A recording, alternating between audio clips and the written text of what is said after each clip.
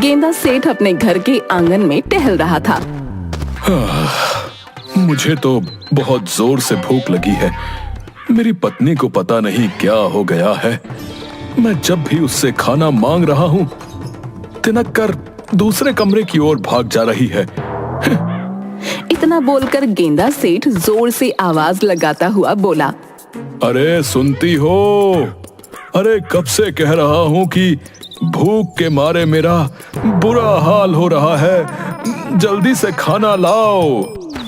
गेंदा सेठ की आवाज सुनकर उसकी पत्नी क्रोधित होकर बाहर आकर बोली, तुम्हारे पेटुए से पेट में हमेशा भूख सवार रहती है, चाहे जितना भी खा लो, लेकिन तुम्हारी भूख खत्म नहीं होती। घर में राशन खत्म हो गया है। हाँ, अगर कुछ बचा है तो मैं और ये घर चाहो तो इसे खा सकते हो। अब ये क्या बातें कर रही हो तुम? कल ही तो तुमने राशन भरवाया है। हाँ, भरवारा है। महंगाई कमर तोड़ डाल रही है, इसलिए कल जो राशन मैं खरीद कर लाई थी उसे मुझे महीने भर चलाना है। इतना बोलकर गेंदा सेठ की पत्नी वहां से चली गई।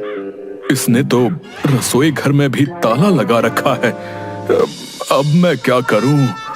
तभी सेठ के दिमाग में एक विचार आया। आज मेरा नौकर रोंदू भी नहीं आया, जरूर अपने घर पर होगा। उसके घर पर चलता हूँ, देखता हूँ शायद वहां कुछ खाने को मिल जाए। हाँ,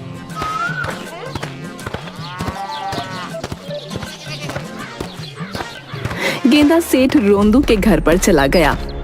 गेंदा सेठ को देखकर रोंदू डरते हुए बोला, आपका यहाँ आना कैसे हुआ?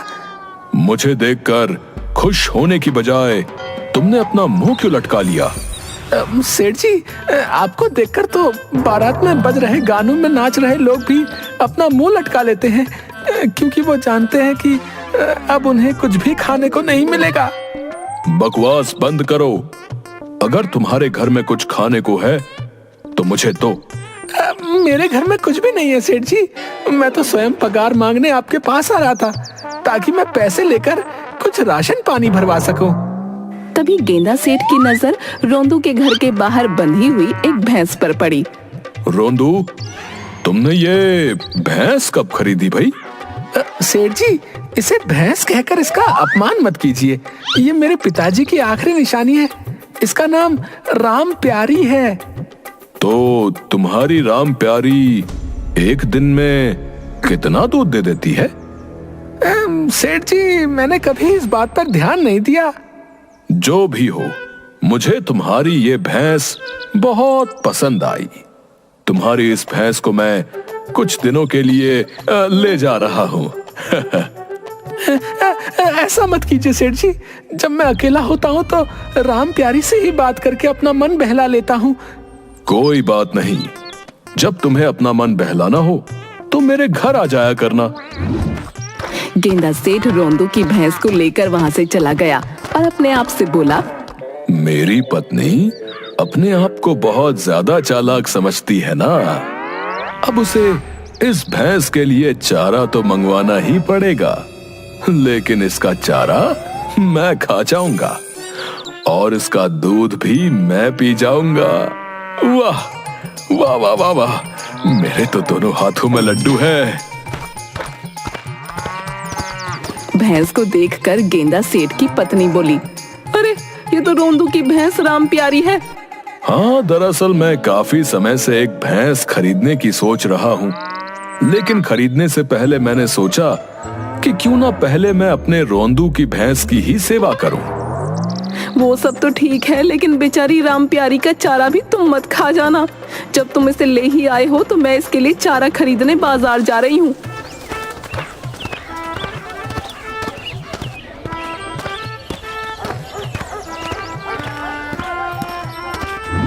गेंदा सेठ की पत्नी भैंस के लिए चारा खरीद लाई। इसे मैं अपने हाथों से चारा खिलाऊंगा ताकि मैं भी पुण्य कमा सकूं। पुण्य की तुम्हें वैसे भी बहुत ज्यादा आवश्यकता है। इतना बोलकर गेंदा सेठ की पत्नी वहां से चली गई, मगर गेंदा सेठ भैंस का चारा सारा खा गया। अरे वाह, इसका चारा खाकर तो मजा आ गया। कितना स्वादिष्ट था। इसे खाकर तो मेरी और ज्यादा भूख बढ़ गई भाई। भैंस क्रोधित होकर अपने मन में बोली, अरे ये इंसान है कि जल्लाद। पहली बार किसी इंसान को अपना खाना खाते हुए देख रही हूँ। ये तो मेरा खाना ऐसे खा रहा है जैसे कि बरसों का भूखा हो। अरे वाह वाह, मजा आ गया। अब से मैं रोज इसका चारा खा जाया करूंगा। हाँ, अब क्यों ना मैं इसका दूध भी निकाल लूं और वो भी पी लूं। गेंदा सेठ राम प्यारी का दूध निकालने लगा और दूध निकालकर सारा पी गया।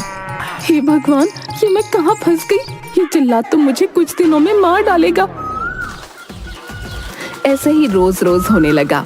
गेंदा सेठ भैंस का चारा सारा खा जाता और उसका सारा दूध भी पी जाता। समझ में नहीं आता कि ये राम प्यारी दिन ब दिन दूध कम क्यों देने लगी है। राम प्यारी भैंस अपने मन में बोली, मूर्ख, न जाने कितने दिनों की भूखी हूँ। जब पेट में भोजन ही नहीं जाएगा तो मेरे अंदर दूध कैसे बनेगा? अब तो मुझे अपने शरीर में जान भी महसूस नहीं होती। लगता है कुछ ही समय बाद यमराज आ जाएंगे। इधर यमराज अकड़ते हुए चित्रगुप्त से बोले, चित्रगुप्त, आज मुझे धरती पर किसकी आत्मा को खींच कर लाना है? यमराज जी, आज आपको किसी मनुष्य की नहीं बल्कि राम प्यारी नाम की एक भैंस की आत्मा को लेकर आना है। भैंस की आत्मा? ये तुम क्या कह रहे हो चित्रगुप्त? सही कह रहा हूँ यमराज जी। भगवान का आदेश है, उस भैंस के साथ बड़ा ही अन्याय हुआ है, इसीलिए आपको उसकी आत्मा को यहाँ लाना है और उसे सीधे स्वर्ग में प्रवेश करा देना है। यमराज अपने भैंसे पर सवार होकर तुरंत राम प्यारी भैंस के सामने आ गए। तुम्हारा समय पूरा हो गया राम प्यारी भैंस। इसका मतलब मेरा अंतिम समय आ गया है? राम प्यारी, तुम्हारा अंतिम समय आ गया है, लेकिन एक बात समझ में नहीं आई। तुम्हारी आयु तो बहुत कम है, लेकिन तुम्हारा शरीर तो बहुत बूढ़ी भैंस की तरह दिख रहा है। क्योंकि मैं कई हफ्तों से भूखी हूँ। क्या आप मेरी आखिरी इच्छा पूरी कर सकते हैं? तुम्हारी आखिरी इच्छा सुनने के बाद ही मैं फैसला करूंगा। मुझे बहुत जोर से भूख लगी है। क्या आप मुझे कुछ भोजन खिला सकते हैं? तुम्हें सीधे स्वर्ग में भेजने का आदेश दिया गया है, वहां जाकर भोजन कर लेना। नहीं, मैं जीवित होकर ही संसार का भोजन खाना चाहती थी। अगर कोई मनुष्य होता तो मैं उसकी इच्छा कभी पूरी नहीं करता, लेकिन तुम एक भैंस हो तो मैं तुम्हारी ये अंतिम इच्छा जरूर पूरी करूंगा। मैं तुम्हें ऐसे ही उठाकर यमलोक ले जाऊंगा। यमराज राम प्यारी भैंस को उठाकर यमलोक ले गए और वहां उसके सामने सुगंधित व्यंजन रख दिए। राम प्यारी देखते ही देखते सभी व्यंजन खा गई। तुम तो वाकई काफी भूखी मालूम पड़ती थी। तुम्हारा मालिक तुम्हें खाना नहीं देता था क्या? अब आपको क्या बताऊं यमराज जी, मेरा मालिक बहुत ही अच्छा आदमी है। वो तो मेरा बहुत ख्याल रखते थे, लेकिन जब से वो गेंदा सेठ मुझे अपने घर ले गया तब से मेरे बुरे दिन शुरू हो गए। वो मेरा चारा खा जाता था, मेरा दूध भी निकालकर सारा पी जाता था। गेंदा सेठ का नाम सुनकर यमराज के चेहरे पर क्रोध तमतमाने लगा और वो मुट्ठी भींचते हुए बोले, गेंदा सेठ, तुमने तो हद ही पार कर दी। पहले तो तुम इंसानों का सारा भोजन खा जाते थे, अब इंसानों के साथ साथ तुम जानवरों का भी भोजन खाने लगे। मैं तुम्हें नहीं छोड़ूंगा। मैं आज ही तुम्हारी आत्मा को तुम्हारे शरीर से खींचकर नर्क में डाल दूंगा। तभी चित्रगुप्त यमराज से बोले, यमराज जी, अभी गेंदा का समय नहीं आया है। चित्रगुप्त, मैं नहीं चाहता कि पृथ्वी लोक के जानवर भी गेंदा सेठ की भूख का शिकार हो जाएं। लेकिन यमराज जी, आप समझते क्यों नहीं? गेंदा सेठ का अभी समय नहीं आया। कोई बात नहीं, यम है हम जिसके पास पहुंच जाते हैं उसका समय आ जाता है। आप भगवान के आदेश के बिना गेंदा सेठ की आत्मा को नहीं खींच सकते। चित्रगुप्त की बात सुनकर यमराज गहरी सोच में डूबते हुए बोले, ठीक है, लेकिन मैं उसे जिंदा तो यहां ला सकता हूं। मैं उसे यहां जिंदा लाकर उसे अपने हाथों से पीटूंगा, तभी मुझे चैन आएगा। इतना बोलकर यमराज सीधा गेंदा सेठ के घर पहुंचे। गेंदा आराम से खर्राटे लेकर सो रहा था। कैसे खर्राटे लेकर सो रहा है? इसके चेहरे पर लज्जा नाम की तो कोई चीज ही नहीं है। इसकी वजह से बेचारी एक हट्टी कट्टी भैंस मौत के मुंह में समा गई। इतना बोलकर यमराज ने गेंदा सेठ को झिंझोड़ते हुए उठा दिया। यमराज को देखकर गेंदा सेठ डरते हुए बोला, यमराज जी, आप फिर से आ गए। मेरी तो 50 वर्ष की आयु और बढ़ा दी गई थी। हाँ, मुझे पता है। तो फिर आप यहाँ पर क्यों आए हैं? अच्छी खासी नींद सो रहा था।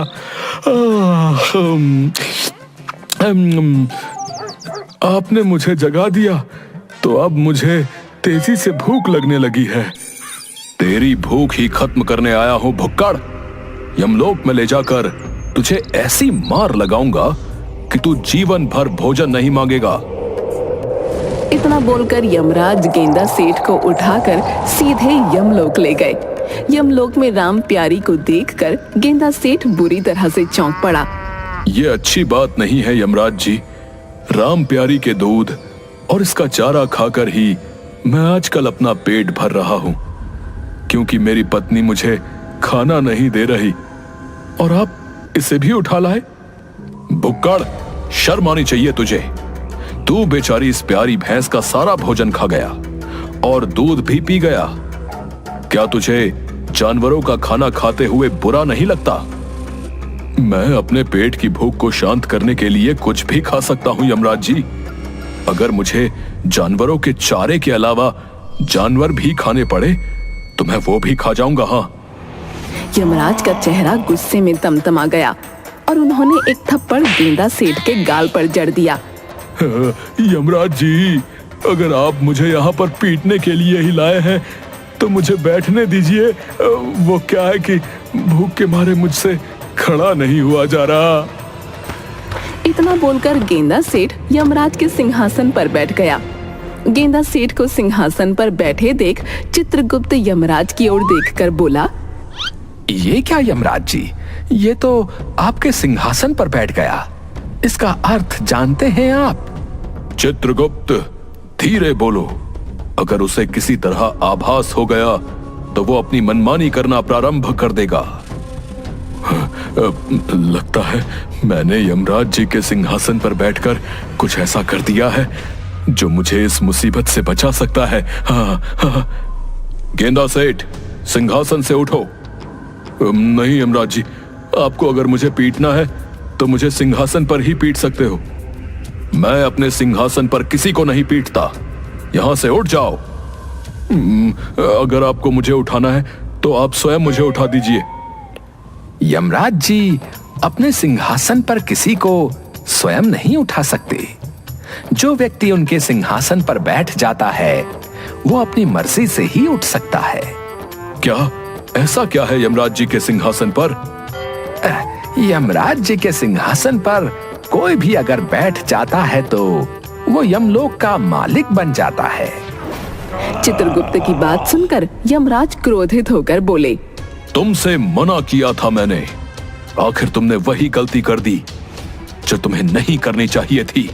यमराज जी, आपने अपने जीवन में फिर से वही गलती दोहरा दी जो आपको नहीं दोहरानी चाहिए थी। आपको गेंदा सेठ को यहाँ नहीं लाना चाहिए था। समझ गया। यानी कि अब मैं यमलोक का मालिक हूँ। जाओ, बहुत तेजी से भूख लगी है। जल्दी से यहाँ पर जितने भी स्वादिष्ट पकवान हैं सब लेकर आओ। जाइए यमराज जी, इसके भोजन का प्रबंध कीजिए। कहीं ये इसके अलावा कुछ और मांग ना कर दे, नहीं तो हमारे लेने के देने पड़ जाएंगे। गेंदा सेठ के सामने बहुत सारा भोजन रख दिया गया। गेंदा सेठ कुछ ही देर में सारा भोजन चट कर गया। अरे वाह, मजा आ गया। कितने दिनों का भूखा था, अब लगा है जैसे कि पेट में कुछ गया है। यमराज जी, मुझे और भूख लगी है, और भोजन लाओ। गेंदा सेठ के सामने उससे दोगुना भोजन रख दिया गया। गेंदा सेठ वो भोजन भी चट कर गया। यमराज जी, अब मुझे कुछ कुछ लग रहा है कि मेरे पेट में कुछ जा रहा है। इससे भी दुगना तिगुना भोजन लेकर आओ। मैं तुम्हारा गुलाम नहीं हूँ। यमराज जी, आपके सिंहासन पर मैं बैठा हूँ, इसलिए जो मैं कहूंगा आपको मानना पड़ेगा। मत भूलिए, मैं यमलोक का इस समय मालिक हूँ। हाँ, बहस मत कीजिए यमराज जी, जो ये कह रहा है कर दीजिए। गेंदा सेठ कुछ देर में सारे यमलोक का खाना खा गया। चित्रगुप्त यमराज से बोला, यमराज जी, इसे प्रेम से अपनी बातों में ले लीजिए और इसे कैसे भी करके उठाइए। सिंहासन से उठ जाओ गेंदा सेठ, लेकिन मुझे अभी और भूख लग रही है। गेंदा सेठ की बात सुनकर यमराज क्रोधित हो गए। यमराज जी, ये समय क्रोधित होने का नहीं है, बल्कि गेंदा सेठ को सिंहासन से उठाने का है। ये जो कह रहा है करिए। जाओ चित्रगुप्त, अब तुम ही भोजन का इंतजाम करो। चित्रगुप्त वहां से चले गए। कुछ देर बाद चित्रगुप्त यमराज के सामने खड़े हो गए। क्या हुआ चित्रगुप्त, तुम्हारे माथे पर ये पसीना क्यों टपक रहा है? यमराज जी, यमलोक का सारा भोजन समाप्त हो चुका है, अब तो पृथ्वी से ही भोजन लाना पड़ेगा। तो अब तुम क्या चाहते हो कि मैं पृथ्वी पर जाकर इस भुक्कड़ के लिए भोजन का इंतजाम करूं? इस समय यही करने में आपकी भलाई है महाराज। यमराज पृथ्वी पर वापस आ गए। अरे, इस समय तो पृथ्वी पर रात हो रही है, सभी लोग आराम के लिए सो रहे हैं। यहाँ के होटल ढाबे तो बंद हैं। अब मैं क्या करूं? लगता है मुझे राशन ही ऊपर लेकर जाना पड़ेगा। यमराज बहुत सारा राशन लेकर यमलोक चले गए। यमराज जी, ये आप क्या उठा लाए? आपको पका हुआ भोजन लाना था, मगर आपको भिंडी, आलू, ठंडा पनीर लाने की क्या आवश्यकता थी? चित्रगुप्त, पृथ्वी लोक पर इस समय रात है। मुझे जो समझ आया मैं वही ले आया। वो सब तो ठीक है महाराज, लेकिन अब इस भोजन को पकाएगा कौन? तभी गेंदा सेठ मुस्कुराते हुए बोला, जल्दी से भोजन बनाओ और मुझे खिलाओ। मुझे तो भोजन बनाना नहीं आता चित्रगुप्त। आता तो मुझे भी नहीं है, लेकिन कोशिश करने में क्या जाता है। चलो हम दोनों मिलकर भोजन बनाते हैं। चित्रगुप्त और यमराज दोनों मिलकर वहीं पर भोजन तैयार करने लगे। उनसे जैसा भोजन बना उन्होंने तैयार कर दिया। गेंदा सेठ वो सारा भोजन खाकर बोला, अरे वाह, भोजन खाकर तो मजा आ गया यमराज जी। चित्रगुप्त जी, आप दोनों तो बहुत ही स्वादिष्ट भोजन बनाते हो। गेंदा सेठ, मैंने आज तक कभी किसी के लिए भोजन नहीं बनाया, यहाँ तक कि अपने लिए भी नहीं। तो अब सिंहासन से उठ जाओ, एक शर्त पर। कौन सी शर्त? पहले आपको राम प्यारी को वापस भेजना होगा और इसकी आयु को भी दुगना करना होगा। अगर इसे कुछ हो गया तो मेरी पत्नी और मेरा नौकर रोंदू मुझे जिंदा नहीं छोड़ेंगे, और आपको ईश्वर से कहकर मेरी 50 वर्ष आयु और बढ़वानी होगी। मुझे मंजूर है। गेंदा सेठ सिंहासन से उठ गया। यमराज गेंदा सेठ और राम प्यारी को पृथ्वी पर छोड़ आए।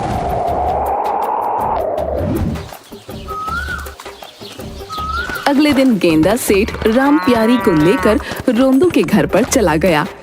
ये लो तुम्हारी राम प्यारी। आपका बहुत बहुत धन्यवाद। मुझे लगा था कि मेरी राम प्यारी अब कभी वापस नहीं आएगी।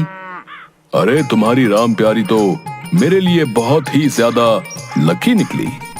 इसकी वजह से मुझे बहुत सारा स्वादिष्ट भोजन खाने को मिला।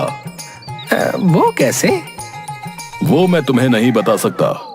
हाँ, अगली बार अगर मुझे फिर से बहुत ज्यादा भूख लगी तो मैं तुम्हारी राम प्यारी को ले जाऊंगा। इतना बोलकर गेंदा सेठ वहां से चला गया।